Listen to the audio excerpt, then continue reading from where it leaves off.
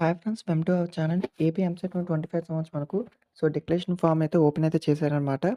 మనకైతే 3-5 డేస్ అయితే ఉంటుంది. జూన్ 15th వరకు అయితే మనకు ఇవ్వడం జరిగిందన్నమాట ఈ యొక్క డిక్లరేషన్ ఫామ్‌ని. అలాగే మనకు రిజల్ట్స్ అనేవి ఎప్పుడొస్తాయంటే, ఎప్పుడైతే మనకు డిక్లరేషన్ అనేది వన్స్ మనకు క్లోజ్ అయిపోతుందో 15th నుంచి 3-4 డేస్‌లో మనకైతే ఈ యొక్క రిజల్ట్స్‌ని అయితే మనకు రిలీజ్ అయితే చేయడం జరుగుతుంది. ఇదైతే ఇక్కడి వరకు వచ్చిన అప్డేటు. అలాగే నెక్స్ట్ చూసుకుంటే గనక కొంతమంది అయితే మనకు ఈ విధంగా వస్తుందన్న అయితే అడుగుతున్నారు. ఇప్పుడే రిలీజ్ చేశారు కాబట్టి చాలా మందికైతే ఈ విధంగా వస్తుంది. ఎందుకని అయితే అడుగుతున్నారు.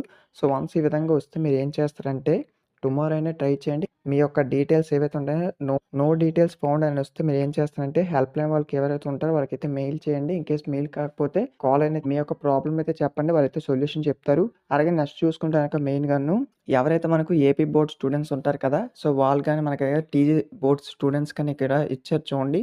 డిక్లరేషన్ నాట్ రిక్వైర్డ్ ఫర్ ఒకవేళ మీరు ఏపీ బోర్డ్ అయినా, టీజీ బోర్డ్ అయినా, ఇంటర్మీడియేట్ స్టూడెంట్స్ అయితే పాస్డ్ ఔట్ క్యాండిడేట్స్ అయితే గనక ఇక్కడ మీకు డిక్లరేషన్‌లో మీరు సబ్మిట్ చేసినా మీకైతే తీసుకోదు.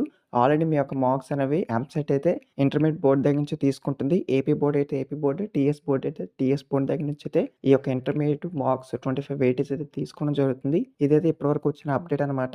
ఇన్‌కేస్ ఏమైనా కొత్తగా వెయిట్ చేస్తుంటే సబ్స్క్రైబ్ చేసుకోండి.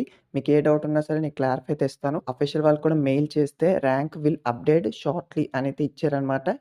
టెన్షన్ పడకండి. రిజల్ట్స్ కూడా మనకైతే 15th తర్వాత ఒక 2-3 డేస్‌లో మనకు డిక్లేర్ చేస్తారు. ఇదైతే ఇప్పటివరకు వచ్చిన అప్డేట్. వీడియో మీ ఫ్రెండ్స్‌కి కూడా షేర్ చేయండి. Thank you.